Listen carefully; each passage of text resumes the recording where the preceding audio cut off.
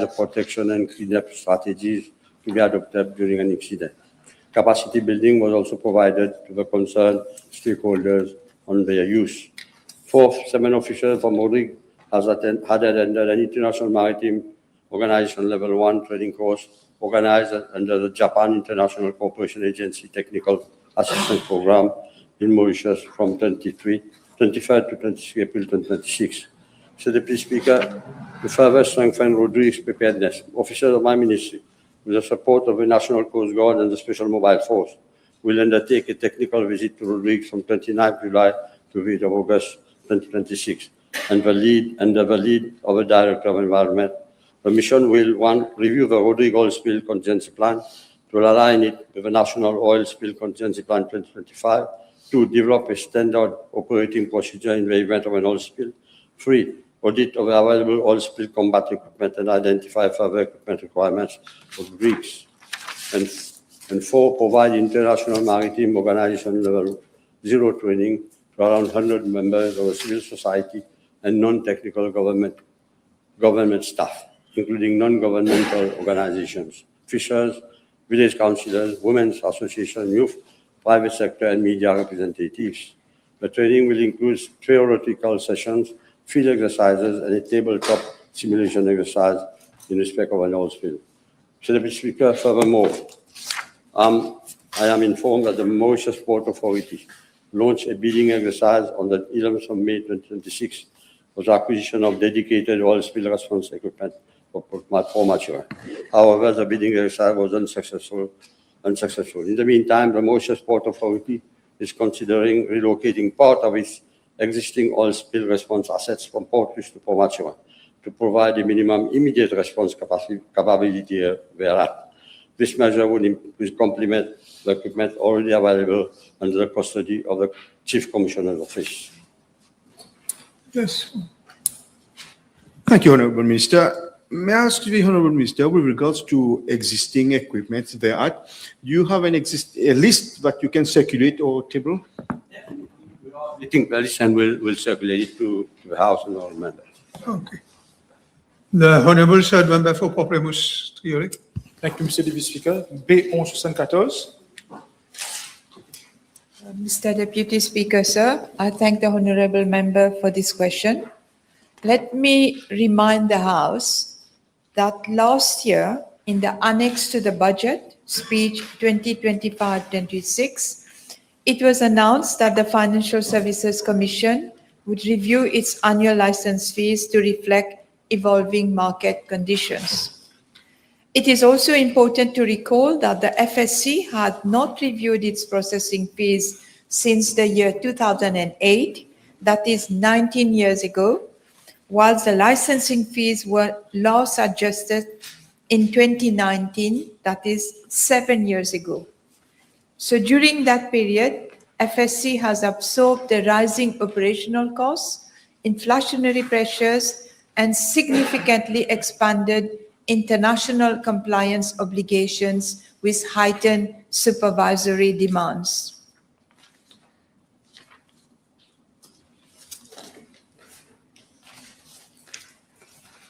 As regards part A of the question, Mr. Deputy Speaker, sir, I am informed that the FSC has consulted with the Ministry of Finance, with Mauritius Finance, with industry stakeholders, and with my ministry. And the FSC was advised by my ministry that international benchmarking should be done to ensure that the MIFC remains internationally competitive in terms of cost of doing business. I am informed that a benchmarking exercise was indeed undertaken by the FSC against competing jurisdictions such as Singapore, Rwanda, India, Gibraltar, Luxembourg, UK, Cayman Islands, Cyprus, South Africa, Abu Dhabi, Dubai, Hong Kong, Isle of Man, Bahamas, Bermuda, and Guernsey. The benchmarking exercise has shown that in most cases, Mauritius remains by and large a competitive jurisdiction. And I'm tabling a sample from the benchmarking exercise that has been carried out by the FSC.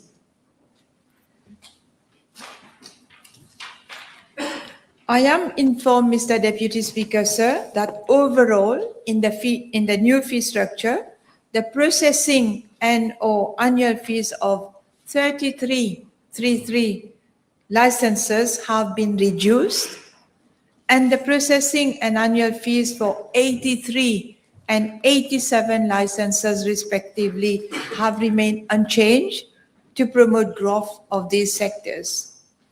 On the other hand, 25 out of 145 types of licenses saw an increase in the processing fee and/or the annual fee. And out of these 25 licenses, 24 have increased within the range of 10 to 40%, while there is one license for which the processing and licensing fee has increased by 300%, namely for authorized companies. For this category of license, the annual fee has increased from USD 350 to USD 1,400, and the processing fee has increased from USD 150 to USD $600. With regard to Part B of the question, Mr. Deputy Speaker, sir, following the budget speech, Mauritius Finance, which is the industry association, asked for a meeting with me, and indeed I met 6 representatives of the organization on the 2nd of July 2026. They had a number of concerns with regards to certain measures that were announced in the budget, and also some concerns regarding the increase of the fees by the FSC. I explained to them that while we were very sensitive at the ministry with regarding the cost of doing business, which is one of the main pillars of our strategy report, that government and Ministry of Finance had their own imperative, and that we will do our best to see how certain measures can be mitigated. However, it has been noted that there were public commentary and outcry to the effect that there has been an unreasonable increase in the cost of doing business, especially highlighting the isolated case of the increase in fees of authorized companies.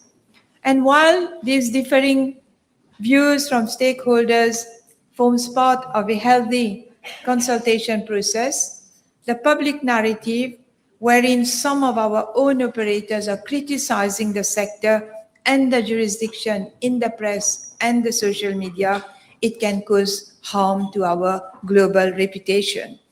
It risks creating a misperception that the jurisdiction's only attractive feature rests on low cost or competitive costs rather than on high quality of service and regulatory compliance.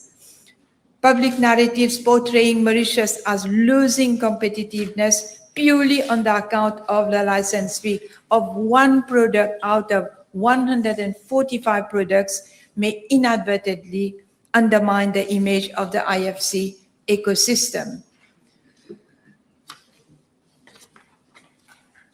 I am also informed by the Commission that the Commission has emphasized that the targeted adjustment reflects the complex cross-border nature and higher inherent risk profile of these entities called authorized companies, as they operate with significant international exposure requiring more intensive risk-based supervision.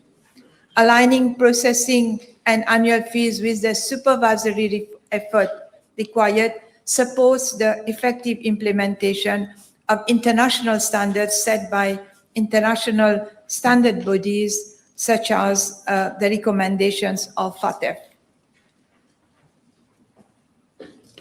And however, if we wish to compare fees being charged by the different jurisdictions, the total cost of doing business is a more realistic parameter instead of just the regulator's license fee. And I further wish to point out, as mentioned, ACs are strategic structuring vehicles that support wealth, private wealth, investment holding, and cross-border group structures. To this effect, an increase in the USD of about $1,050 should not have a considerable impact, particularly given the fact that the cost of relocation to the above-mentioned jurisdiction is likely to outweigh the additional fee charge, and therefore an exodus of ACs moving to any jurisdiction is an unlikely scenario. Mr. Deputy Speaker, my ministry has been informed that FSC will continue in engaging closely with relevant industry stakeholders to ensure that the jurisdiction remains both competitive and reputable while preserving the strategic interests of the sector and the country.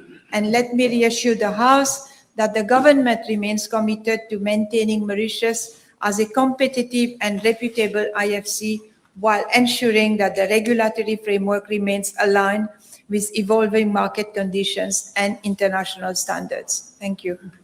You have one supplementary. Thank you, Monsieur le Ministre. Try to be brief with the reply to the supplementary, please. Est-ce que l'honorable ministre pourrait informer la Chambre si son ministère a considéré la possibilité que notre juridiction perde les authorized companies en faveur des Seychelles et quel serait l'impact sur les acteurs économiques dans ce secteur? Indeed, Mr. Deputy Speaker, sir, there have been reports that there is a risk of exodus of our authorized companies to Seychelles. In fact, there is some misconception about the international business companies, the IBCs, which are being compared to the authorized company. The IBC in Seychelles is not regulated by the Financial Services Authority. It is only registered with the FSA. That is, the company has a legal existence, but it is not undergoing any oversight, compliance, or obligations and licensing fees. If an IBC goes into a regulated activity, then they require another license. From what my assessment and what the ministry's and FSC's assessment is that this one isolated case of companies moving to Seychelles is quite exaggerated, and but we will continue monitoring the situation. But as of Okay. now, there Thank you, is reply. not major concern. The Honorable Third Member for Rivière-des-Arcs. Mr. Deputy Speaker, B 1175. Mr. Deputy Speaker, sir, I'm informed that officers of my ministry, namely those from the Infection Prevention and Control Unit, the Public Health Inspectorate, the Vector Biology and Control Division, and the Rodent Control Unit, carry out regular inspections in all the public health institutions, including Ward C12 of Victoria Hospital, to monitor environmental and hygienic conditions. I wish to highlight that Ward C12 is located in an old standalone building within the Princess Margaret Orthopedic Center at Victoria Hospital, which was inaugurated back in 1956. The ward is surrounded by open grassy areas and is regularly cleaned and maintained. With regard to party of the question, targeted inspections of Ward C12 was carried out on 19th March 2025, 18th April 2025 by officers of the Public Health Inspectorate together with officers of the Vector Biology and Control Division in response to a bed bug infestation. The inspections revealed no evidence of rat infestation or the presence of pigeons within the wards. Following the admission of a notified case of leptospirosis, Ward C12 was inspected again on 30th April 2026. No evidence of rat or bed bug infestation was detected and no birds were observed within the ward. A further joint inspection was carried out on 23rd July 2026 by officers of the Public Health Services and the Rodent Control Unit in the presence of ward manager. It was observed that the adjoining yard had been properly cleaned and maintained and that a refuse receptacle fitted with a closed fitting cover was available near the scullery. No bird resting places, rat burrows, rat droppings or any other sign of rodent infestation were found in Ward C12 or the adjoining wards. As part of the routine rodent control program at Victoria Hospital, regular baiting and surveillance are undertaken at strategic locations, including the vicinity of Ward C12. During one routine operation, one dead rat was recovered in the yard adjoining the ward. However, no evidence of rodent infestation within the ward was identified. According to the ward manager, pigeons may occasionally enter the ward through open windows. As stated above, there is no nesting area in Ward 12. Mr. Deputy Speaker, sir, with regard to Part B of the question, my ministry continues to implement the necessary measures to maintain appropriate hygienic conditions and ensure a safe environment for patients, staff, and visitors. These measures include regular inspections, routine environmental cleaning, proper waste management, continuous rodent surveillance, and control through the strategic placement of rat bait and glue traps, and regular monitoring of the ward and its surroundings. In addition, it is proposed to further strengthen bird and rodent prevention measures through the installation of bird netting at windows and other openings, the fitting of self-closing devices on the external access doors of Ward C12 to minimize the risk of rodent entry, and the installation of bird deterrent devices, including reflective deterrents or bird breezers on the roof of Ward C12 and nearby buildings. My ministry will continue to monitor the situation closely and implement such additional measures as may be necessary to maintain appropriate standards of hygiene and ensure a safe environment for patients, staff, and visitors at Victoria Hospital. Okay, thank you. The Honorable Second Member for Savan Black River. Mr. Deputy Speaker, sir, B1176, please. Thank you very much, Honourable Member. The Ministry attaches great importance to the production and consumption of local fruits and vegetables in line with its policy of produce what we eat and eat what we produce. Now, with regards to Part A of the question, I wish to inform the House that my ministry is already implementing program for the production and distribution of seedlings to targeted beneficiaries, namely vulnerable families, school children, and community groups. These programs are aimed at sensitizing the public and promoting the cultivation and consumption of locally produced food. The ministry has in fact started the provision, free of charge, of fruit plants and vegetable seedlings to educational institutions for youth in agricultural projects, as well as to other ministries and government institutions for the initiative such as Environment Day, bird donation activities, health awareness campaign, amongst others. In this respect, a total of 2,201 fruit plants were distributed for period July 2025 to June 2026.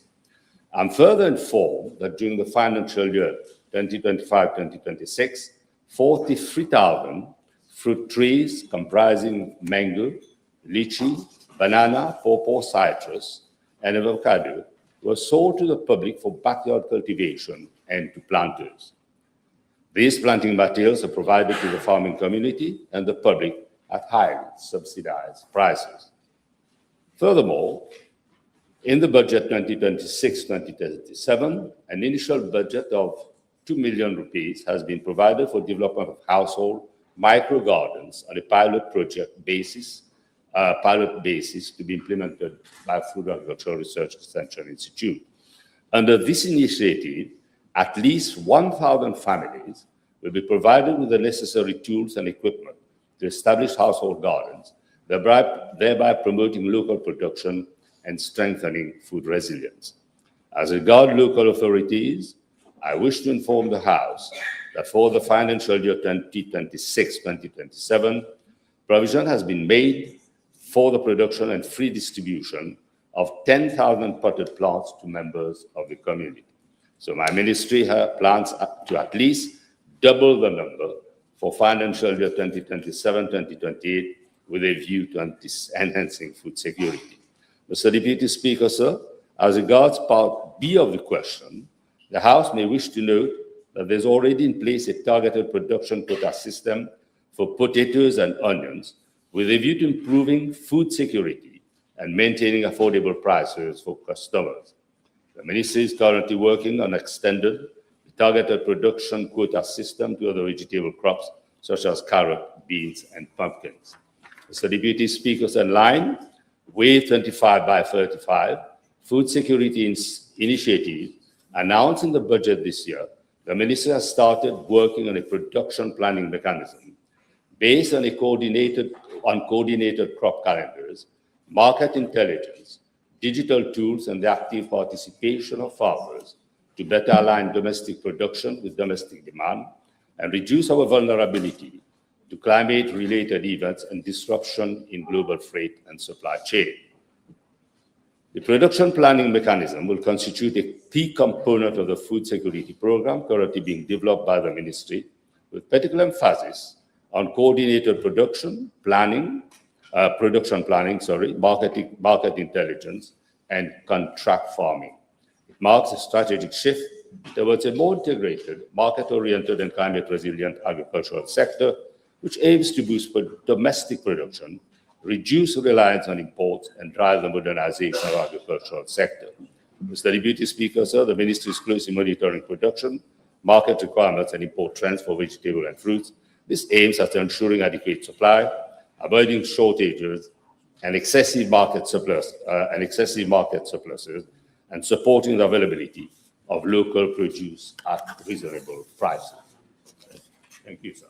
The Honorable Third Member for Grand-Pé-Boutour. Merci, Monsieur le Président de la session d'aujourd'hui. Ça va chauffer avec la question B111-77. Thank you very much, sir. Mr. Deputy Speaker, I'm informed that the CB has launched 2 schemes for the development of agri-voltaic projects in July 2024 and December 2025. Under the CB agrivoltaic scheme 1, launched in July 2024, 136 applications have been received for a cumulative electricity capacity of 49.8 megawatt. None of these applications were implemented in 2024. Under the second CB agrivoltaic scheme, launched in December 2025, 52 applications have been received, representing a cumulative capacity of 140.9 megawatt, which is 3 times more since the coming in office of his government. With regards to Part A, Mr. Deputy Speaker, of the question, I wish to inform the House that while there's no application for land conversion permits in respect to agro-solar projects currently at the Ministry, a fast-track mechanism has been put in place by the Ministry to process land conversion permits for agrivoltaic projects within 15 days. This has been achieved through close consultations with the Ministry of Energy and Public Utilities and other stakeholders, underscoring our commitment to efficiency and responsiveness. Mr. Deputy Speaker, I'm informed that under the CB Agrivoltaic Scheme 1, 60 letters of intent have been issued throughout the year 2025, out of which 25 connections agreements were signed in 2025 and 2026, representing a cumulative capacity of only 10 megawatt. The remaining 35 applications are still in the process at the CB. Under the CB Agrivoltaic Scheme 2, 35 letters of intent have been issued, mostly February 2026, representing a capacity of 1.5 megawatt. To date, 26 connection agreements have been signed, all in March 2026, with 9 applications progressing steadily. I wish to emphasize that these applications are yet to be referred, the 9, to my Ministry for Land Conversion Permit. With regard to Part B, Mr. Deputy Speaker, applications for agro-solar projects are only considered on land classified as having low to moderate agricultural potential, in line with the land suitability map prepared by MCI. To safeguard agricultural production, applicants are required to plow back into agricultural use an extent equivalent to 50% of the area requested for conversion as provided under the Industry Efficiency Act. Mr. Deputy Speaker, sir, government has also ensured that investors benefit from targeted incentives All solar energy projects are exempted from land conversion tax. In addition, the CEB offers premium feed-in tariff, 5 rupees per kilowatt hour under agri-voltaic scheme, and 6 rupees 21 per kilowatt hour under agrivoltaic scheme 2, which integrates battery energy storage system. These tariffs are significantly higher than that of 4 rupees 20 per kilowatt hour offered under other solar schemes, thereby encouraging investment in advanced energy solutions and battery storage. The measures taken by the ministry and the government reflect a balanced approach, promoting renewable energy, safeguarding agricultural land, and ensuring food security. The strong response to the agrivoltaic scheme demonstrates confidence in our vision of a sustainable, resilient, and fast-looking agro-industry sector. The Honorable First Member for Portage Maritime, Vaucluse. B1178.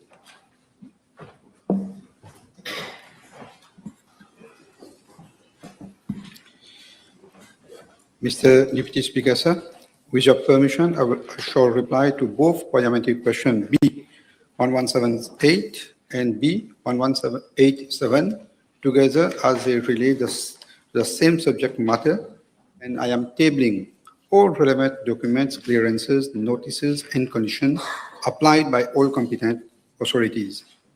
With regard to part A of the questions, I am informed that the Municipal Council of Travaux received 3 building and land use permit, that is BLUP, applications on 10th October 2025 and 5th December 2025 from AMS Properties Limited for the setting up of an amusement park at Tribeca Central, Triano, Travaux on the National Electronic Licensing System, that is NELS.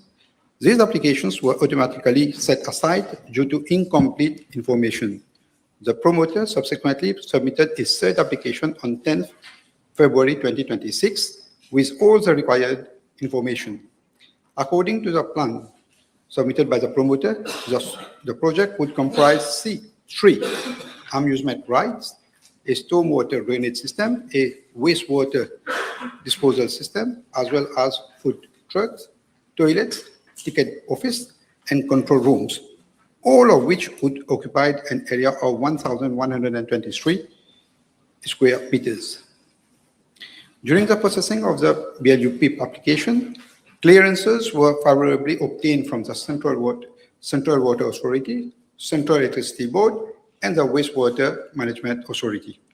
Taking into consideration safety norms, as well as the potential traffic impact that such a development would have on the existing amenities, the Municipal Council has also sought the views of the Ministry of National Infrastructure, the Ministry of Labour and Industrial Relations, the Road Development Authority, and the Traffic Management and Road Safety Unit. Mr. Deputy Speaker, sir, I am informed that the Mechanical Engineering section of the Ministry of National Infrastructure reported that it did not have the necessary expertise to carry out the assessment of such structures and advised that the consultant of the promoter would have to take full reliability for any mechanical design of the proposed structures. On the other part, the Ministry of Labour and Industrial Relations informed that in line with provisions of the Occupational Safety and Health Act 2005 and the relevant regulations, the promoter should ensure that the safety of health of workers involved in the installation of amusement parks rides. It further indicated that its National Occupational Safety and Health Department did not have any norms in place regarding the equipment to be utilized. Mr. Deputy Speaker, sir, upon submission of amendment plans and additional documents by the applicant, the application was approved by the Permits and Business Monitoring Committee of the Council at its sitting on 18 March 2026, subject to general as well as special conditions being strictly adhered to. As per one of the general conditions of the BLUP, an occupation certificate has to be obtained prior to the start of economic activities. Since the promoter started his activities without obtaining this certificate, The Planning Inspectorate carried out a site visit on 23rd July 2026, whereby it was noted that, first, the setting up of the amusement park's rides were not in line with the approved plans. Second, 2 additional amusement rides had been put up on site and same were not part of the building and land use permit issued. Third, a covered podium had been set up on the site next to the fun park to hold musical performance and 2 generators. And fourth, over and above the 4 containers that had been approved in the BLUP for use as toilet blocks, ticket booths, and food trucks, 7 additional containers had been put on site for the setting up of 1 security post, 3 CCTV chambers, and additional tickets booths, and 2 additional food trucks. Taking into account the non-compliance with the BLUP issued, the Municipal Council caused an enforcement notice to be served on 23rd July 2026 upon the developer, namely AMS Properties Limited, requiring it to stop all development works forthwith and to pull down all the illegal development works within a delay of 30 days from the time of service of this notice. Due to the serious legal implications, the Municipal Council has sought legal advice regarding non-compliance to the condition of the BLUP. Enforcement notice issued among others. Mr. Deputy Speaker, sir, with regard to Part B of the parliamentary question B117A, I wish to inform the House that the CEB, which was consulted on the matter, confirms that there was no tripping or disturbance on the feeder supplying the Tribeca region, and no fault pertaining to the electricity supply on that area was recently reported to the CEB Sales Call Center. Moreover, during the inspection held on 23rd July 2026, the promoter clarified that the electricity was not supplied by the CEB network, but through generators. The outside operations and equipment of the fair were connected to the main generator, and the food outlet were connected to the secondary generator.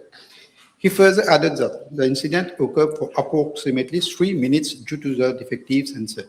However, the operators provided prompt assistance to the visitors and the problem was quickly resolved. The inspectors of the Municipal Council did observe 2 generators on site adjacent to a tower ride, along with their service area, including their associated equipment as well as fire extinguisher. This area is properly enclosed with a metal fence. An ambulance belonging to St. John's was also observed on site, further to which the director clarified that that same is provided by the company during the activities to ensure immediate assistance and safety of the visitors. I wish to highlight that following the incident at the Tribeca Mall Fun Park on 18 July 2026, the Police Department, Western Division Rosil, was also consulted and informed that no complaints has been reported.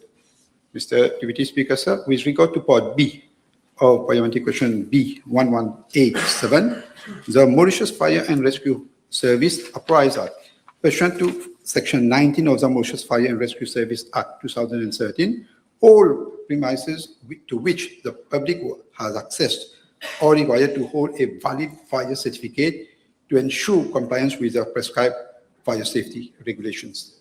With regard to the amusement park located at Tribeca. Okay, with regard to Part B of the other question, you can file it because the mover of the question is not in attendance. Let's move, Mr. Honorable Juman.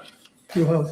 But we have some more information. Yeah, but you have been talking for nearly 7 minutes. You can't, But your reply has to be within but the it is important because yes. it is important. Everything is important in this house. I don't like the word important. Every question, every answer is important. Okay. So there is no question which is more important than the other Okay, one. Mr. Deputy. Yes, come on. Merci, Monsieur le Vice-président. D'abord, je tiens à saluer l'initiative de la compagnie qui a investi dans le projet de parc d'attraction, contribuant ainsi à la diversification du loisir de notre pays. Mais la sécurité demeure primordiale. Monsieur le ministre, vous avez dit que à partir du 3 juillet, les inspecteurs de la municipalité de Quatre-Bonnes ont su qu'il y a un problème là-bas avec des infrastructures installées. sont pas aux normes d'après les permis qu'ils ont eus. Mais pourquoi avoir attendu une question parlementaire pour demander l'arrêt des opérations? Mr. Deputy Speaker, sir, in the condition that has been given in that BLUP, includes 13, I will table all these all the conditions. You will notice that in clause 16, that the promoter has to inform the municipal council before starting the business, where he has failed to do so. This is why we have as soon as we have see the starting the operation of this amusement ride, so we have gone on the site on 23rd. Yes. Merci, Monsieur le Vice-président. D'après la réponse de l'honorable ministre, on n'a aucun officier dans aucun de nos ministères, de nos départements qui peut certifier ces équipements-là? I have already replied in my I already replied. The MNI, even the Ministry of Labor, don't have the expertise to analyze, but they have said the promoter has to give a clearance from a registered engineer from the promoter itself. Okay. The Honorable First Member for Waqf Royal. B1179. Mr. Deputy Speaker, sir, the motorway M4 project consists of a dual carriageway of approximately 30 kilometers, extending from Forbach on the M2 motorway to Bel Air. The route will bypass several villages, including Poutre d'Eau, Hamlet, Riez du Rempart, Plaine des Roches, L'Aventure, Pont-Blanc, Constance, Queen Victoria, and Clémentia. As the House is aware, following the state visit of the Honorable Prime Minister to India in September 2025, the Government of India generously extended a special economic package of 680 million USD to Mauritius. This package includes a line of credit of USD 432 million to be contracted in Indian rupees on concessional terms to finance, among others, the motorway M4 project. Mr. Deputy Speaker, sir, with regard to part A of the question, I'm informed that an umbrella line of credit agreement equivalent to USD 432 million for several projects, including the motorway M4 project, has been signed on 22nd July 2026 with the Exim Bank of India.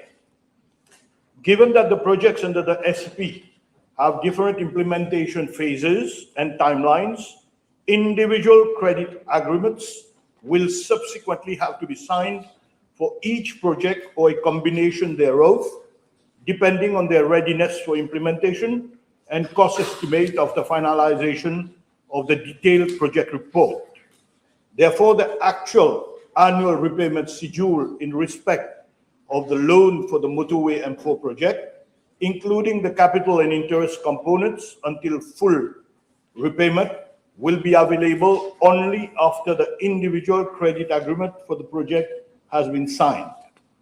Since the estimated cost of the motorway M4 project is currently approximately 10 billion rupees, the repayment schedule cannot be established on the basis of the estimated project cost.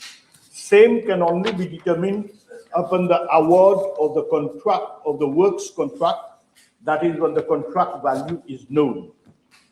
Mr. Deputy Speaker, sir, as regards to part B of the question, I'm informed that as per the LOC agreement, payment to the contractor will be effected directly by the Exim Bank. The Exim Bank will pay to the contractor in Indian rupees after receipt of payment authorization from the government of Mauritius. Mr. Deputy Speaker, sir, I wish to further inform the House that the funds to the tune of 10 billion rupees under the special economic package have been earmarked exclusively for the implementation of the motorway M4 project. Therefore, these funds cannot be diverted or used for any other projects. Mr. Deputy Speaker, sir, I see this opportunity to thank the Honorable Prime Minister of India, Sri Narendra Modi ji, and the Government of India for the invaluable financial assistance towards the implementation of the motorway M4 project. Without this support, the realization of this transformative project would not have been possible. This generous financial support reflects the strong bonds of friendship and cooperation that exist between our two countries and will contribute significantly to the development of Mauritius. Yes, Honorable Member. L'honorable ministre, peut-il confirmer s'il y a eu un appel d'offres à l'international pour le financement du projet en lui-même? It is a G2G. We all know that when the government, when the Prime Minister went to India, I said in my answer that we get a special economic package and at concessional rate, interest rate, and part of that package is in terms of grants. So I don't think there is any other country that would have offered grants to Mauritius or a concessional rate. So this is part of it. Yes. Pour la partie dite construction, est-ce qu'il peut confirmer s'il y aura un appel d'offres international et si les contracteurs mauriciens pourront participer? What I understand is that Exim Bank will be launching the bid in India. The technical evaluation will be done there, and then the financial evaluation will be done by the RDA in Mauritius. So all the bidding process will be done in India. Obviously, Mauritian firms, once we have an agreement, 75% Indian side and 25% Mauritian side, which means that 25% of that sum, which will be spent, they will buy material, they will use contractors, 25% will be Mauritian people, entrepreneurs, small entrepreneurs will benefit from that project. Just one last question. Juste pour savoir si le ministre peut donner ce taux concessionnel qu'il vient de mentionner. The rate of interest on the loan, as I said, we have, I think it's 5.3 per annum, payable semi-annually. And there is a grace period of 5 years. It's 2%, MCLR 2%, sorry, it's 2%. The Honorable Second Member for Grand-Tudo. Thank you, Deputy Speaker, sir. B1180. Mr. Deputy Speaker, sir, government owns 3 properties in London. Firstly, the Chancery and staff apartments situated at Elvaston Place. Secondly, official residence of the High Commissioner at Braham Gardens, and thirdly, 1 residence at Wimbledon Park. Mr. Deputy Speaker, sir, with regards to part A of the question, the total expenditure incurred from 2015 to 2024 for the maintenance of the Mauritius High Commission in London, that is the Chancery building situated at Elvaston Place, is 9,640,800 rupees. I would also wish to point out that the building also houses residential apartments for home-based staff. As regards part B of the question, the total rent paid in favor of the former ambassador who was posted to London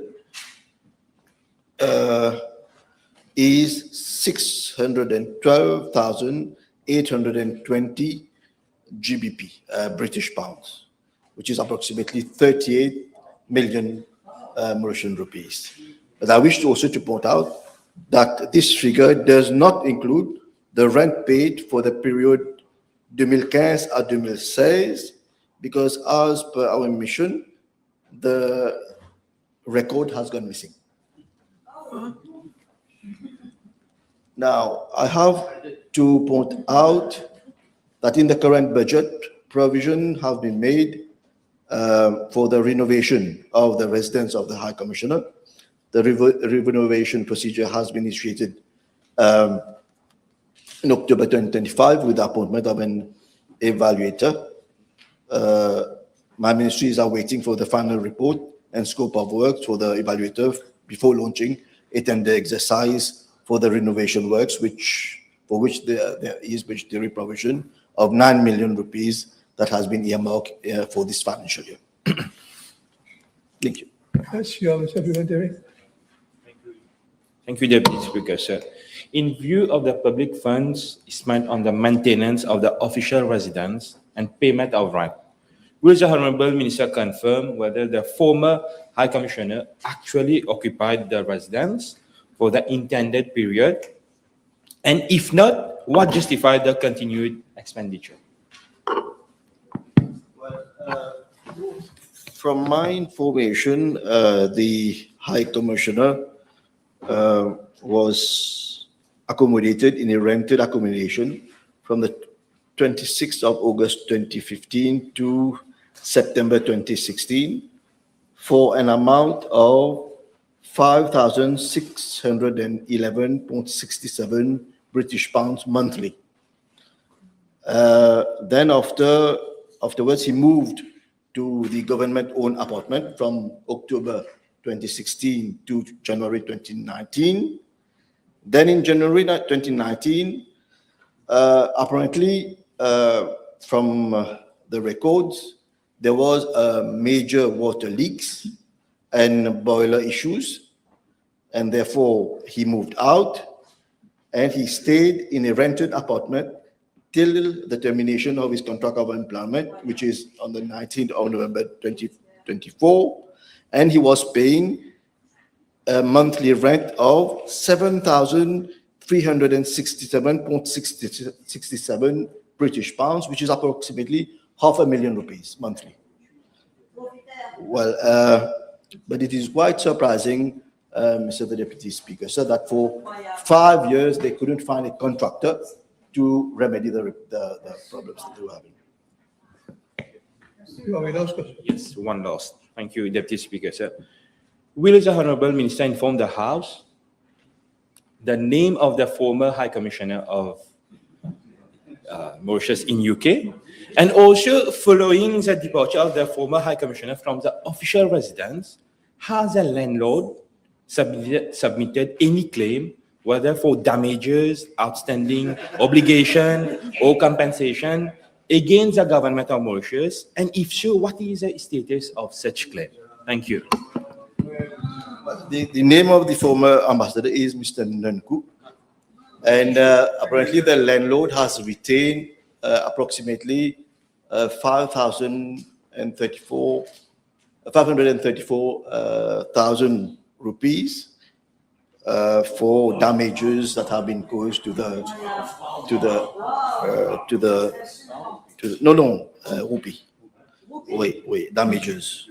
The Honorable Third Member for Port House, Port Island. Mr. Deputy Speaker, sir, B1181, please. Mr. Deputy Speaker, sir, I wish to refer the Honourable Member to my reply to Parliamentary Question B196 of the sitting of 18 March 2025, wherein I explained that the Road Development Authority is responsible for the construction of road infrastructure, including the installation of street lighting networks as part of the new road projects, and upon completion of a project and its handover by the contractor, the street lighting network is vested in the respective local authorities. Consequently, responsibility for the payment of electricity bills for the street lighting network rests with the respective local authority. However, it is to be highlighted that during the defects liability period, which is generally for a period of 2 years, the contractor remains responsible for the maintenance of the street lighting installation.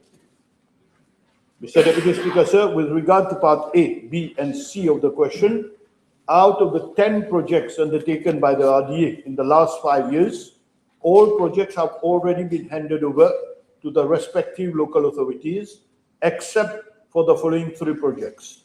First, construction of a flyover on motorway M1 at La Visie. The start date of the project was 1st January 2024 and was completed on 1st April 2025. The electrified street lighting network found along M1 is already under CB's purview. However, the solar street lightings along slip lanes would be handed over after the completion of the defect liability period in April 2027. Second, upgrading of Rochebois footbridge across motorway M2. The project started on 6 February 2025 and was completed on 10 October 2025. I'm informed that street lighting systems came into operation in December 2025, and the handing over to the local authority will be effected after the defect liability period by 10 October 2026. And third, construction of Soray's interchange along motorway M1. The project started on 6 April 2018 and was completed on 21st July 2022. I'm informed by the RDA that the handing over exercise was delayed in view of the completion of the necessary contractual and technical requirements by the contractor, including responsibility for reinstatement works. These have been completed, and the as-built drawings were eventually submitted by the contractor in August 2025 and were thereafter forwarded to the respective local authorities. However, the handing over of the street lighting system was further delayed due to repeated theft of electric cables along A1 M1 Link Road, and more recently during a site visit carried out in June 2026, which revealed additional instances of cable theft. The handing over of the street lighting system to the local authorities is now expected to be done in September 2026. The Honorable Second Member for Below Travaux. Je vous remercie, Monsieur le Vice-président. 1182. Mr. Deputy Speaker, sir, I would like to thank the honourable member for following up on this matter further to the question she raised exactly 1 year ago through PQB 753 regarding the backlog of cases before the Motor Vehicle Insurance Arbitration Committee, in short MVAC. I wish to remind the House that MVAC has been established as a quasi-judicial administrative body under the Road Traffic Act to determine disputes arising between two insurers or between a policyholder and an insurer regarding their respective liability on the amount of compensation to be paid following a road accident not involving bodily injuries. The MJAC sits in 4 divisions, each presided over by a chairperson or one or of the 3 vice chairpersons. Deputy Speaker, sir, I am pleased to inform the House that all the 1,635 cases which were pending before the MJAC for the period 2019 to end 2024, that is prior to the general elections of 2024, have now been heard and determined by the newly reconstituted committee, which has been in office since April 2025. I wish to take this opportunity to congratulate the chairperson, the 3 vice chairpersons, and their respective teams for this remarkable achievement and their dedication in addressing the long-standing backlog. To end, Deputy Speaker, sir, since 19 July 2025 and up to 25th July 2026, that is over the period of 1 year, the MVAC has held 147 sittings, during which 2,126 applications have been considered. Of these, 1,446 applications have been determined, reflecting the committee's sustained efforts to process applications efficiently and make significant progress in reducing the backlog. Thank you. Je vous remercie, Monsieur le Vice-président. J'ai pris bonne note que le backlog des dossiers antérieurs à 2024 a été entièrement résorbé. Would the Minister inform the House what measures have been introduced by the newly reconstituted committee to ensure that such a backlog does not recur? Thank you, Mr. Deputy Speaker. Well, I'm told that the committee meets every week, back to back, with the 4 divisions in order to have achieved that good progress, and they are adopting that same pace of work going forward. So hoping that if ceteris paribus, meaning everything else remain the same. The current backlog would be cleared by end of 2027. But demands keep coming in. There's a rolling stock, but they are doing their best. The Honorable First Member for Conference B1183. Mr. Deputy Speaker, sir, I wish to inform the House that there are a total of 420 government and grant-aided primary and secondary schools as follows: 219 government primary schools, 53 grant-aided primary schools, 66 state secondary schools, including 6 MGI-RTI schools, and 82 grant-aided secondary schools. With regard to Part A of the question, I'm informed that the number of students enrolled in these schools are 61,093 in government primary schools, 17,098 in grant-aided primary schools, 37,358 in state secondary schools, including MGI-RTI schools, 42,218 grant-aided secondary schools, including PSEA, MEDCO, and REDCO. As regards to the staffing position, I'm informed that there are 4,880 teaching staff, 1,898 non-teaching staff in government primary schools, 1,193 teaching staff, and 538 non-teaching staff in grant-aided primary schools, 5,279 teaching staff, and 2,061 non-teaching staff in state secondary schools, including 6 MGI-RTI schools, 4,821 teaching staff, and 2,256 non-teaching staff in the grant-aided secondary schools. Mr. Deputy Speaker, sir, with regard to Part B of the question, the House would appreciate that it will take some more time to compile the information requested by the honorable member. This information is currently being compiled by the officials of my ministry, and same will be placed in the Library of the National Assembly as soon as the compilation is completed. Thank you.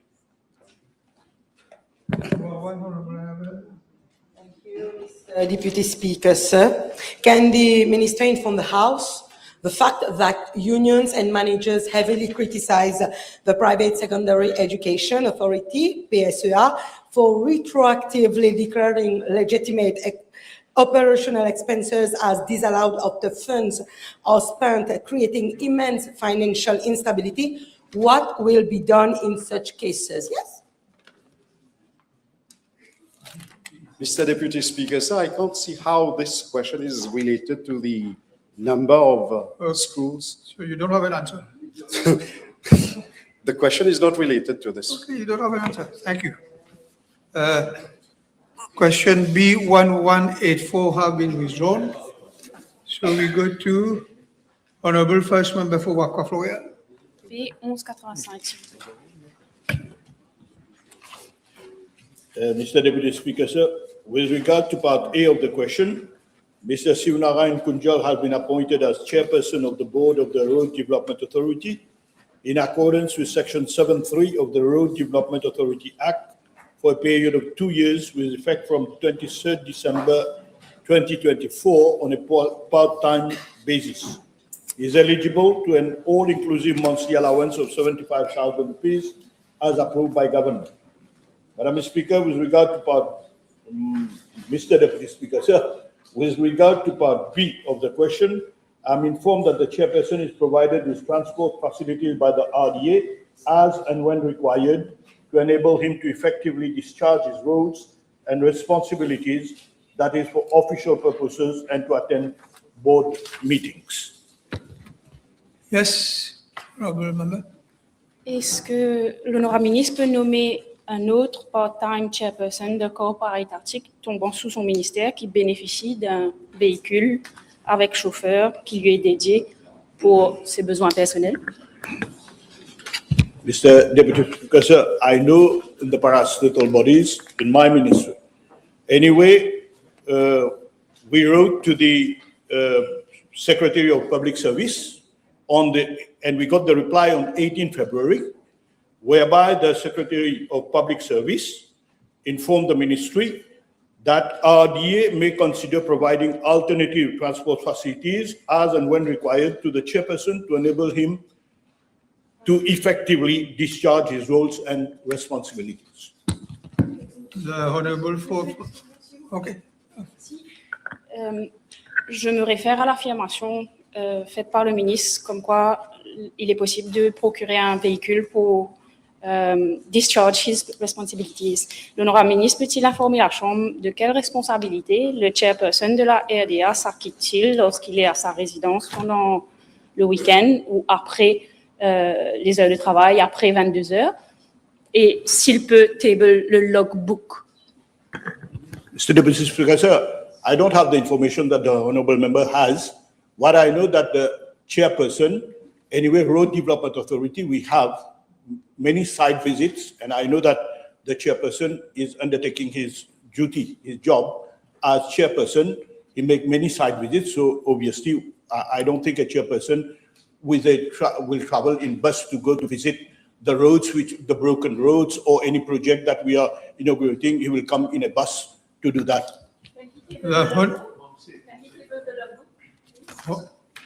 I can't answer for him. The Honorable fourth member for Warwick. Mr. Deputy Speaker, sir, B 1186. Control his answer. Yes, I've already called the next question. Mr. Deputy Come back Speaker. with a substantive question for the logbook if you want. Yes. Mr. Honorable Deputy Minister. Speaker, sir, Sorry. gives me an opportunity to highlight a showcase in the making. At the outset, I wish to inform the House that the Ministry fully supports the Organic Transition 2030 initiative being implemented by the Rodrigue Regional Assembly, which aims to progressively transform Rodrigue into an ecological island through organic and sustainable agricultural practices.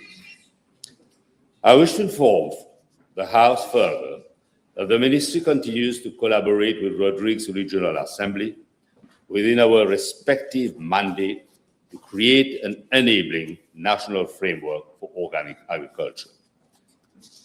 I'm informed by the Commission for Agriculture of the Rodrigue Regional Assembly that in May 2023, a project entitled Supporting Organic Farming for Crop and Livestock and Improving Water Irrigation System in the island of Rodrigue was initiated in collaboration with the Centre de Coopération Internationale en Recherche Agronomique pour le Développement, CIRAD, a French public entity involved in agricultural research.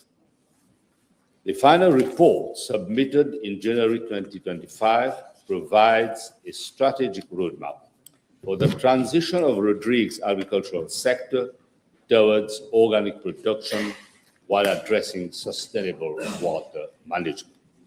I'm further informed that following the report, the Rodrigue Regional Assembly started implementing several measures, including a biofarming scheme, providing biofertilizers and biopesticides, farmer training on sustainable production, conservation of local seeds, integrated pest and disease management, and support to crop producers. In parallel, Mr. Deputy Speaker, I wish to inform the House that the Ministry is finalizing the Organic Agricultural Bill, which is currently being fine-tuned at the Attorney General's office. The bill, which reflects internationally recognized principles of organic agriculture, will establish a comprehensive legal framework for the production, processing, certification, labeling, and marketing of organic products in the Republic of Mauritius. Through the newly established National Organic Office, Mr. Deputy Speaker, the Ministry will collaborate with stakeholders, including Rodrigue's Regional Assembly, to develop a certified organic supply chain covering production, certification, processing, packaging, storage, marketing, and value addition. Support will be provided to producers and operators to comply with organic standards, strengthen traceability, protect the integrity of organic products, and improve access to domestic, tourism, and export markets. Through the Food and Agricultural Research and Extension Institute, the ministry is currently implementing research, extension, demonstration, and capacity building program in collaboration with Rotary Regional Assembly. Training will be provided to officers and farmers to strengthen organic production practices, promote the efficient use of organic resources, improve soil fertility, and enhance resilience to climate variability. The successful implementation of the Organic Transition 2030 initiative requires coordinated action involving government, the Rotary Regional Assembly, farmers, private sector, and development partners. The ministry remains strongly committed to support Rodrigues in achieving its vision of becoming a model ecological island while enhancing food security, protecting biodiversity, and creating sustainable opportunities for resilient value chain. Yes, Honorable Edouard. Yes, I thank the Honourable Minister for his reply. May I ask the Minister about certification? Will there be a unified organic certification framework extended directly to Rodrigues to ensure local smallholders can access and afford certified labels? Well, your valuable suggestion, of course, will be taken on board, but as far as I know, it's being done. The Honorable Third Member for Vieux-Grand-Pont and Rosebel. Thank you, Mr. Deputy Speaker. PQ B1188, please.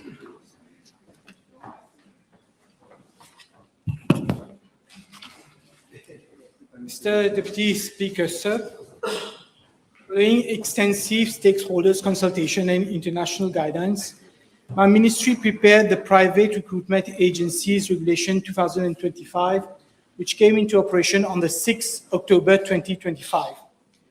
The regulation was developed having regard to International Labour Organization general principle and operational guidelines for fair recruitment and the International Organization for Migration International Recruitment Integrity System, IRIS, with a view to strengthening safeguard for workers, reducing the risk of exploitative recruitment, debt bondage, and forced labor, and ensuring ethical recruitment in line with internationally recognized standards.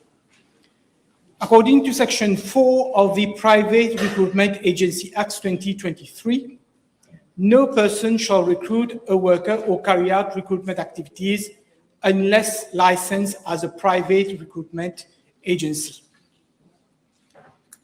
On 18th of March 2026, my ministry issued guidelines for employers recruiting a non-citizen worker on the website of my ministry, which provide that employers should, as a general rule, recruit non-citizen workers through a duly licensed private recruitment agency, whilst direct recruitment will only be authorized in exceptional circumstances by the Permanent Secretary.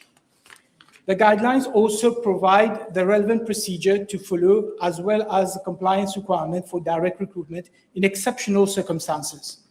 A further communique was issued by my ministry on 6th of May 2026, informing employers that the recruitment of non-citizen workers should henceforth be carried out through duly licensed private recruitment agency, unless otherwise authorized by the Permanent Secretary in exceptional circumstances.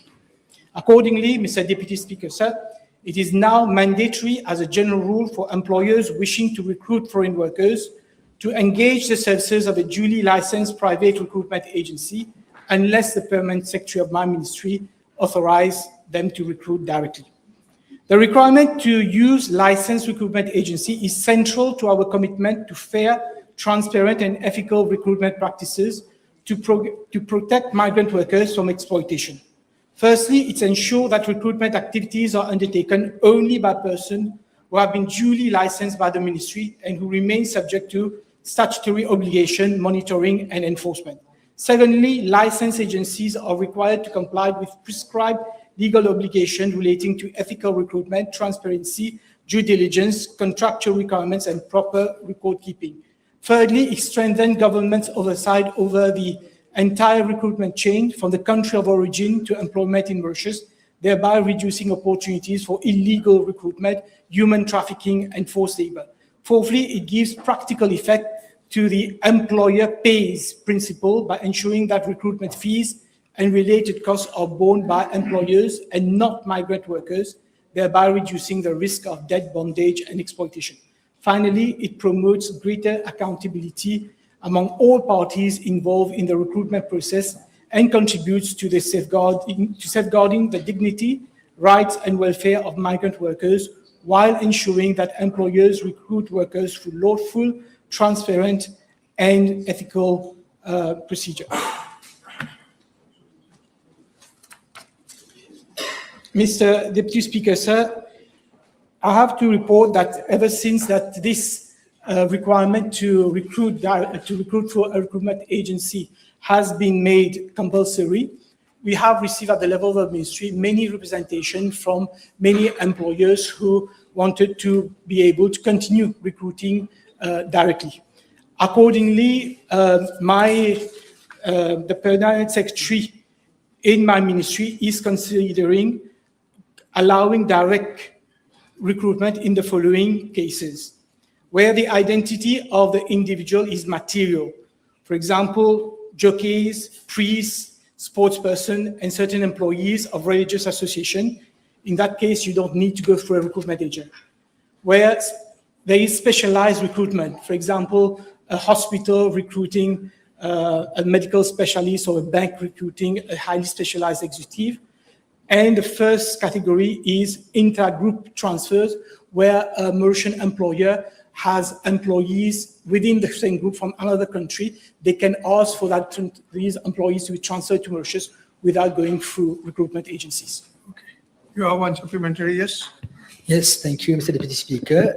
In relation to the numerous applications which had been made and which were pending at the ministry prior to the coming into force of the regulation ilité, c'est-à-dire prior to May 2026, est-ce que le ministre serait disposé de considérer la possibilité de dispenser ces applications de ce règlement, c'est-à-dire d'avoir recours à un private recruitment agency? In fact, Mr. Deputy Speaker, sir, for all applications received before May 2026, we have already allowed direct recruitment.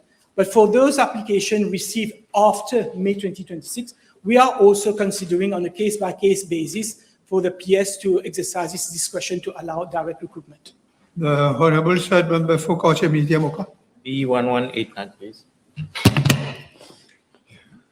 Monsieur le Vice-président, la CWM informe que le contrat de renouvellement des tuyaux dans la région de Saint-Julien-d'Ottemont a été attribué à Quality Builders Company Limited le 23 octobre 2023 pour un montant de 76 846 000. Les travaux ont débuté le 18 décembre 2023 et devaient s'achever le 12 avril 2025. Le long de la route Higginson B24, le projet prévoit la pose de 2 tuyaux de chaque côté de la route sur une longueur de 2,56 km. La totalité des 5,6 km a été posée d'un côté de la route, tandis que 2,2 km ont été posés de l'autre côté. De plus, 1 km de tuyaux de posés de chaque côté de la route, soit 2 km, a été mis en service et remis en état de façon permanente. L'asphaltage a été réalisé dans le cadre d'un contrat distinct conclu à Bimanic Stone Crusher Limited le 3 novembre 2025. Il reste encore sur la route de B24, il reste encore des travaux à faire, par exemple le remplacement des tuyaux. Et il faudra poser 300 mètres de tuyaux. Il faudra aussi faire les essais de pression dans les tuyaux sur 5 km. Il y aura des travaux de raccordement pour les domestiques, fixation des selles, fixation des accessoires. Monsieur le Vice-président, en 2025, alors qu'une enquête était en cours auprès de l'entrepreneur par la FCC, la CWA a suspendu les paiements et l'entrepreneur a quitté le chantier en juillet 2025. En février 2026, cette année-ci, la FCC a informé la CWA de la conclusion de son enquête. Un paiement partiel a donc été effectué et l'entrepreneur a repris ses activités sur le chantier le 20 avril 2026 de cette année-ci, effectuant à nouveau des raccordements. Monsieur le vice-président, la CWA m'informe que lors de l'exécution des travaux, il a été constaté, encore une fois, que l'entrepreneur n'avait pas procédé à la remise en état provisoire de la route après les travaux d'excavation. Malgré plusieurs injonctions de la CWA, lui demanda de renforcer les effectifs sur ce sentier parce qu'on a pas mal de complaintes des députés de l'endroit. L'entrepreneur a refusé d'y s'y conformer. Aucun travail supplémentaire de pose de tuyaux n'a été réalisé depuis la reprise des travaux en avril 2026. Donc, le chemin est en un état terrible. L'entrepreneur, donc, Allied Builders, ouais, Quality Builders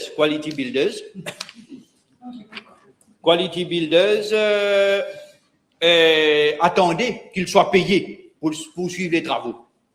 Le 4 juin 2026, l'entrepreneur a signifié une mise en demeure à la CWA, invoquant du non-paiement des sommes certifiées et indiquant son intention d'engager des poursuites judiciaires et de suspendre les travaux jusqu'au règlement. L'entrepreneur a cessé toute activité sur le chantier, monsieur le député, depuis le 26 juin 2026. Compte tenu des dangers pressants sur le site et l'absence d'une réponse de l'entrepreneur Quality Builders Company Limited, la CWA a chargé Bimanic Stone Crusher Limited de réaliser des travaux de remise en état provisoire de ces chemins. Ces travaux ont été achevés le 14 juillet 2026. Monsieur le vice-président, suite à la certification par la CWA que les travaux ont été réalisés à sa satisfaction, et la CWA fera le nécessaire pour payer le contracteur, mais l'entrepreneur devra soumettre un nouveau calendrier pour achever les travaux. Si les travaux de pose des tuyaux ont été complétés.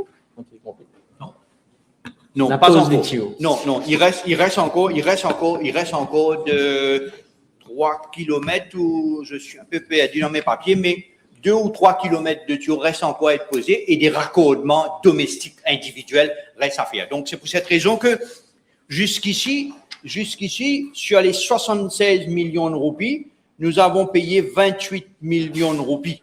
Donc, on va essayer de terminer ce projet-là à 46 millions de roupies.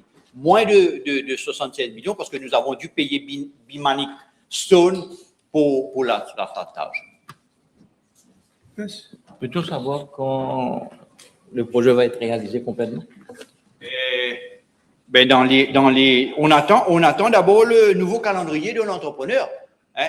Dès que nous recevrons ce calendrier-là, nous allons payer la somme de 1,4 million de roupies pour pouvoir continuer le travail. Et je suppose quelques kilomètres de tuyaux, disons 2 mois, on peut s'arranger pour que 2 mois le travail soit fait et l'asphaltage aussi. The Honorable Third Member for Port Reed North and Mortalon. B1190. Mr. Deputy Speaker, sir, I wish to inform the House that Valley Community Health Center is situated on the ground floor of a multi-purpose complex owned by the municipality of Port Reed, which also accommodates other public services, including a post office. The CHC has a dedicated waiting area with a seating capacity for 55 persons. The area is adequately ventilated through functional windows, fans, and air conditioning system. In addition, 3 units of 5-seater bucket chairs have been recently fixed in the adjoining covered veranda to enhance patient comfort during these peak attendance periods. Blood collection services at Valley Community Health Center are conducted every Tuesday and Wednesday from 6:45 a.m. to 8 a.m. prior to the commencement of medical consultation sessions. However, the blood collection sessions may extend beyond 8 a.m., particularly when a significant number of patients arrive at or after 7:30 a.m. On average, 80 patients attend each blood collection session, while some 50 to 60 patients attend the CHC for general consultations and other primary health care services on a daily basis. The average waiting time for patients attending the CHC is approximately 10 to 25 minutes. Temporary congestion occurs in the waiting area when the arrival of other patients attending the CHC or medical consultations and dressing services overlap with those who are already at the CHC for blood collection. To address this issue, arrangement has been made to deploy a healthcare assistant during blood collection sessions in order to improve patient flow and ensure that blood collection activities are completed before the commencement of the medical consultation sessions.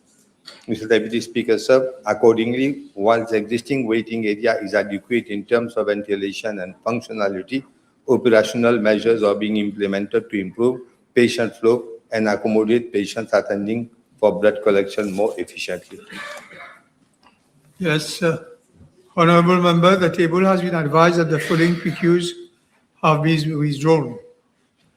B1151, 1204, 1196, 1194, 1152, 1198, 1206, 1205, 1191, 1197, 1207. We won't have time for another question. Time is over. Madam Speaker will take the chair.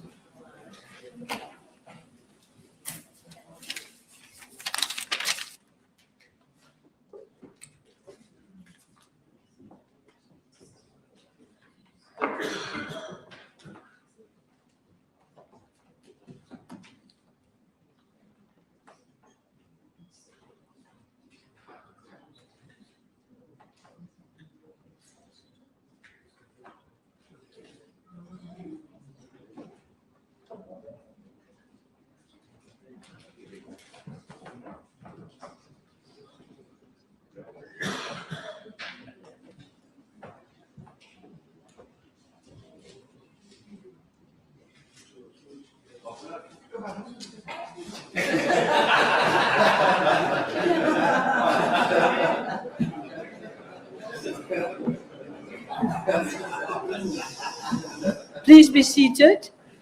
I'm very happy to see you're in a good mood.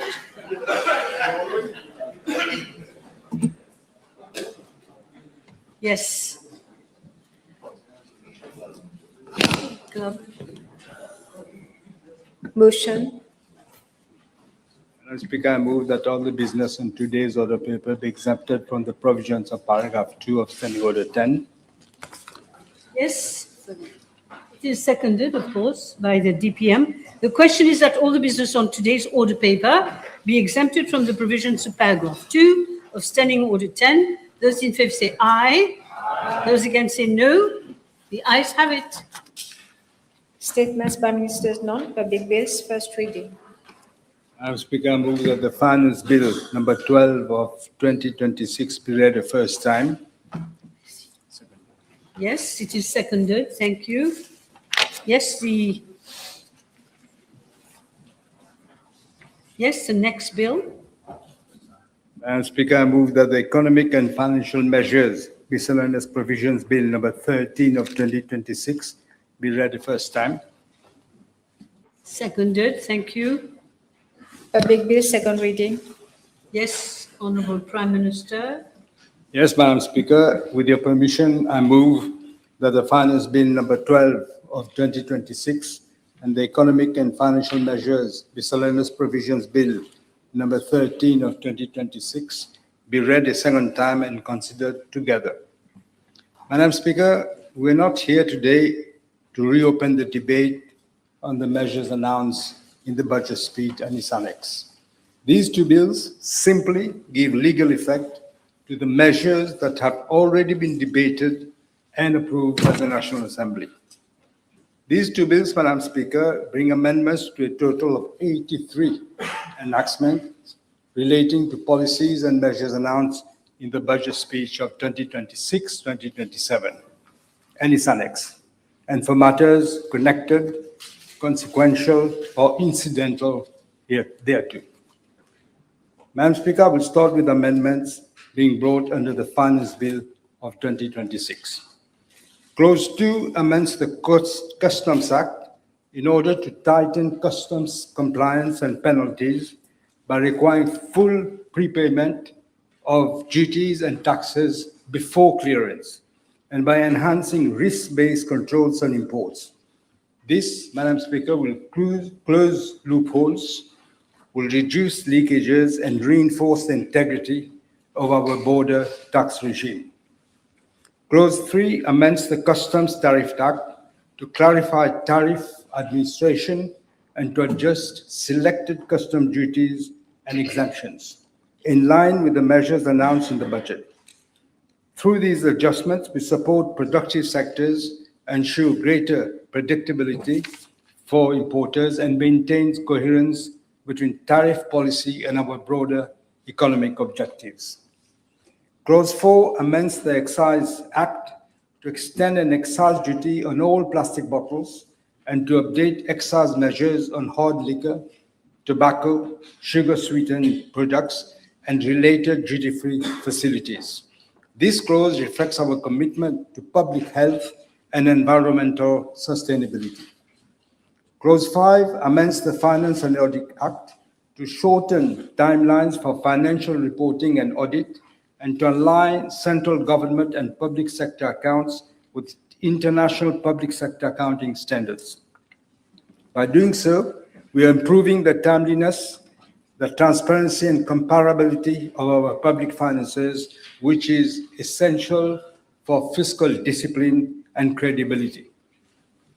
Clause 6 amends the Gambling Regulatory Authority Act to modernize the gambling framework for interactive and digital gaming and to strengthen governance, supervision, and responsible gambling. This clause brings our regulatory architecture in line with technological developments, while at the same time safeguarding vulnerable groups and reinforcing oversight of this sensitive sector. Clause 7 amends the Income Tax Act to rebalance the income tax structure and incentives, to implement technical changes related to the qualified domestic minimum top-up tax, and to adjust exemptions and tax holidays. Through these measures, Madam Speaker, we are maintaining our competitiveness within the evolving international tax landscape. Clause 8 amends the Inscription of Privileges and Mortgages Act to mandate the electronic registration of deeds by attorneys at law instead of only notaries. This modernization supports digitalization, improves efficiency, and reduces the scope for errors and delays in the registration process. Clause 9 amends the Land Duties and Taxes Act to maintain the competitiveness of real estate schemes while introducing a special levy and rationalization exemptions. The intention is to balance the attractiveness of Mauritius as an investment destination with a fair contribution to government revenue and overall development. Clause 10 amends the Mauritius Revenue Authority Act to first introduce a framework for compliance agreement, second, to authorize the MRA to share information on individuals and businesses involved in online commercial activities, including unregistered traders, with the Ministry of Commerce and Consumer Protection. 3, extend the application of provisions relating to stay of assessment in cases involving non-remission of tourist fees collected, where the matter is referred to a law enforcement agency for parallel investigation, and 4, to provide for flexibility in the registration of a tax agent. Clause 10, therefore, promotes a more collaborative approach between the tax administration and taxpayers while ensuring that intermediaries operate to the highest professional and ethical standards. Clause 11 amends the National Assembly Retiring Allowances Act to modernize the pension arrangements of members of Parliament, including the introduction of a new defined contribution scheme with appropriate grandfathering provisions. It preserves acquired rights while placing parliamentary pensions on a more sustainable and transparent footing for the future. Madam Speaker, as I've already stated, we have not abandoned the gist of the pension reform, except for the means test, which is out. We took note of the concerns and decided to discard the means test. Listening to people does not mean ignoring reality or denying the challenges we face. The demographic and fiscal pressures remain, and reform is therefore still necessary. That is our responsibility. The real choice before the country is not between reform and comfort. That choice does not exist. The real choice is between a controlled reform today or a brutal crisis tomorrow. Clause 12 amends the National Pensions Act to 1, support the transition from the basic retirement pension to the state age pension. 2nd, to adjust eligibility and residency rules. And 3, to set up a steering committee to advise on the establishment of a new pension regulatory framework. Madam Speaker, although I believe that the current provision is clear in regard to our policy intention regarding the increase in state age pension, after taking into consideration the cost of living, I will nevertheless bring an amendment at committee stage as per the amendment, which I hope has been circulated, to Section 3C in Clause 12 of the bill to remove any possible confusion or doubt in the mind of the public. Clause 13 amends the Pension Act to clarify the circumstances in which retirement requires presidential approval and to allow recovery of sums due to government when an officer exits the public service. Clause 14 amend the President's Emoluments and Pensions Act to recalibrate the pension of the President and Vice President and the surviving spouses net of any non-contributory state pensions. Clause 15 amends the Public Debt Management Act to strengthen reporting obligations and standards for public sector debt and fiscal risk. This, Madam Speaker, will improve quality, completeness, and timeliness of debt data, thereby reinforcing our capacity to manage public debt prudently and transparently. Clause 16 amends the registration duty to particularly in respect of first-time buyers and land surveyor reports. It refines our regime to deter abuse, provides targeted relief where warranted, and provides the Minister of Finance with a structured mechanism to address technical and administrative cases. Clause 17 amends the Revenue Tribunal Act to standardize the amount payable on tax and customs appeals lodged with the Revenue Tribunal. This, Madam Speaker, promotes consistency, predictability, and fairness in the appeals process for taxpayers. Clause 18 amends the Social Contribution and Social Benefits Act to provide for the payment of retirement, benefit, or disability allowances due but unpaid at the time of the beneficiary's death to the spouse or legal heirs of the deceased. Clause 19 amends the schedule on the Social Integration and Empowerment Act to increase the monthly income threshold to be eligible for beneficiaries under the Social Register of Mauritius with effect from the 1st of July 2026. Clause 20 amends the State Lands Act to remove the deferment facilities granted to industrial site leases during the COVID-19 pandemic with effect from the 1st of July 2027 in order to strengthen government revenue mobilization while allowing stakeholders sufficient time to settle outstanding amounts. Clause 21 amends the Statistics Act to recognize public sector debt statistics as official statistics, thereby enhancing the credibility and the transparency of public debt reporting while providing greater operational flexibilities to Statistics Mauritius in the collection and dissemination of statistical information.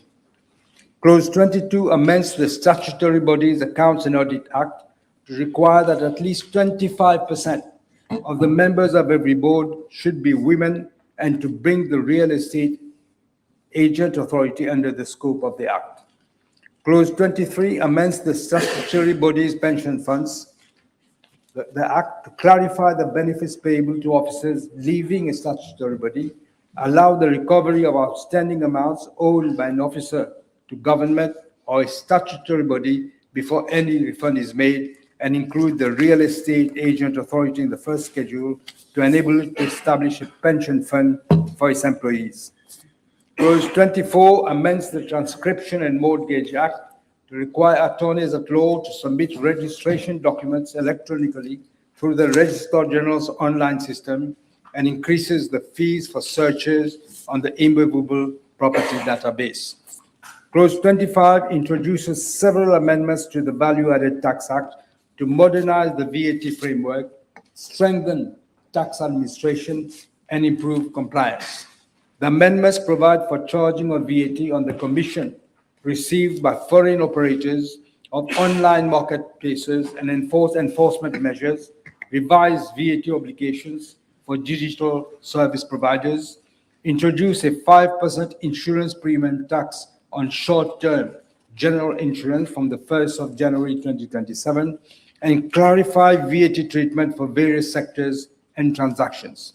They also include measures to facilitate invoicing compliance, improve recovery and reporting procedures, align VAT provisions with international standards, and extend exemptions or zero rating on selected goods and services.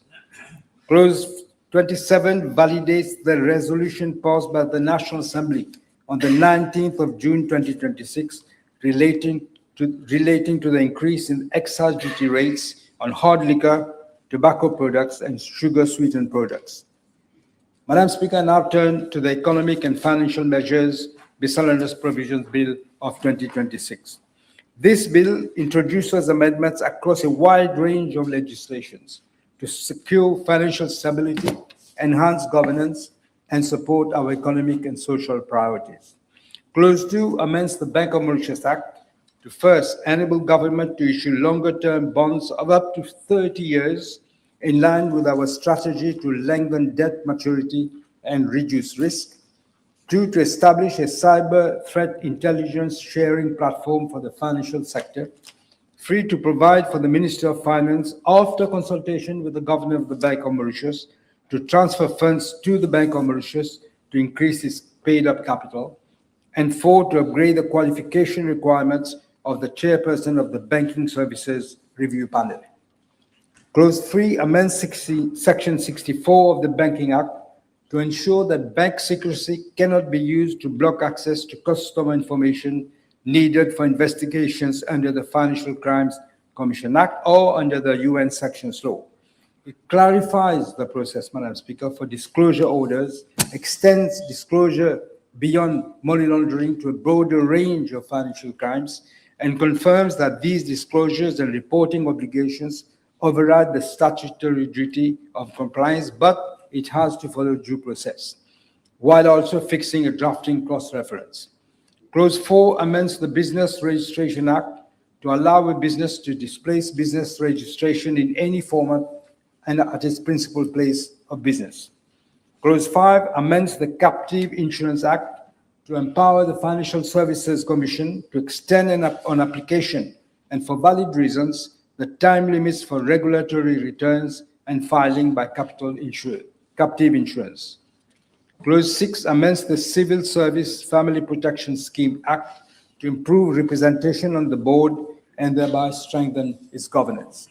Clause 7 amends the Civil Status Act to allow a non-citizen married to a Mauritian outside Mauritius to either submit an official document from a competent authority attesting marital status when applying for a temporary residence permit, or provide an affidavit sold before the Supreme Court of Mauritius. This is consequential to the amendments of the Immigration Act. Clause 8 amends the Clinical Trials Act to provide for expanded electronic processes, fast-track committees, clinical trials in public hospitals, clearer licensing and investigator accreditation, and liability protections. The aim is to refine the clinical trials framework and bring it in line with the international best practices. Clause 9 amends the Code Civil Mauritian to remove the obligation for a seller of a motor vehicle to remit a certificat de gage sans déplacement, where the registration is